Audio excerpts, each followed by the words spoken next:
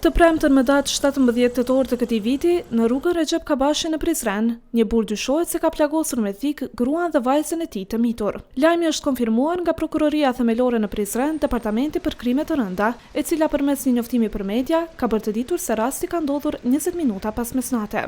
Zëdhënësja e prokurorisë, fitore Mehmeti Sejrani, ka dhënë detaje lidhur me rastin dhe gjendjen shëndetësore të viktimave, ndërkaq ka bërë të ditur se brenda afatit ligjor për të pandehurin prokuroria do të parashtrojë kërkesë për caktimin e masës së parapurgimit. Aktualisht jemi në fazën fillestare të grumbullimit të informacioneve dhe të provave. Dhe çdo informacion i dhënë do të mund të ndikonte në ecurinë e hetimeve.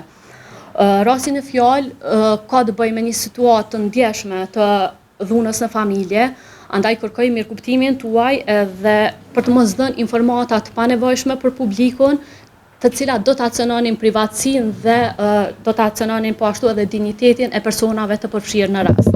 Sa i përket të kaluarës kriminale të pandehurit, çdo element i tillë do të shqyrtohet përgjatë procedurës ligjore dhe për momentin nuk mund ta komentojmë.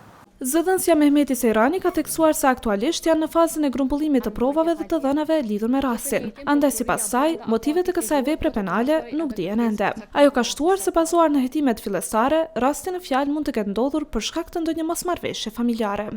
Personi, domethënë i pandehuri është etasi i Kosovës, informata të tjera nuk kam, domethënë është ende herët për të dhënë ose për të folur për shkaqet apo motivet që kanë qenë në këtë vepër penale, mirë po si bazuar në domethënë hetimet fillestare ka të bëjë me mosmarrëveshje familjare.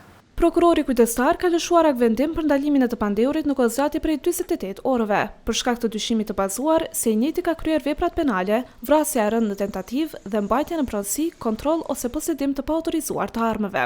Ndërkaq nga emergjenca e spitalit të Prizrenit është përeditur se plagët janë të natyrës së rëndë dhe janë përhapur në pjesë të ndryshme të trupit të viktimave. Pas konsultës me kirurgët kujdestar, është vendosur që të dy pacientët të hospitalizohen për ndërhyrje kirurgjikale. Aktualisht të dyja të lënduarat janë duke u trajtuar në repartin e mjekimit intensiv qendror, ndërsa gjendja e tyre vlerësohet si serioze por stabile.